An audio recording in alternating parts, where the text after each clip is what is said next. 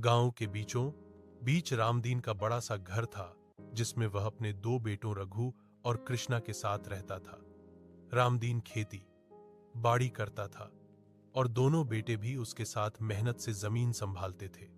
परिवार में कभी झगड़ा नहीं होता था, लेकिन रामदीन के बूढ़े होते ही रिश्तों में धीरे धीरे दूरी आने लगी। एक दिन रघु ने कहा, अब हमें अपनी अपनी कमाई अलग रखनी चाहिए।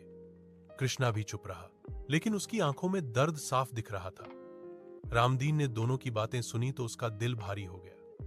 पूरी जिंदगी उसने भाइयों को एकता का पाठ पढ़ाया था, पर अब वही बच्चे बांटने की बात कर रहे थे। कुछ दिनों बाद दोनों बेटों ने घर, खेत और सामान के बंटवारे की मांग कर दी। मजबूरी में रामदीन ने कागज पर सब कुछ बराबर बराबर लिख दिया, लेकिन बंटवारे वाले दिन उसने एक छोटी सी बात कही, जमीन बांट सकते हो, घर बांट सकते हो, लेकिन रिश्ते बांटने की कोशिश मत करना। रघु और कृष्णा ने उसकी बात सुनी, पर मन में अभी भी अलग अलग रहने की चाह बनी रही।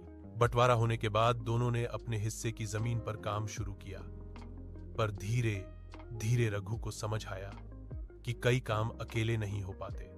उधर कृष्णा भी महसूस करने लगा कि भाई के बिना खेती मुश्किल हो जाती है।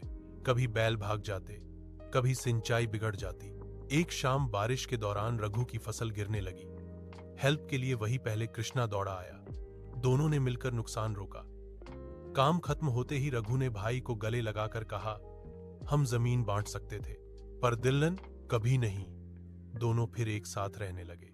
रामदीन ने आंखें बंद करके भगवान को धन्यवाद दिया, क्योंकि बांटा सिर्फ घर था, परिवार नहीं।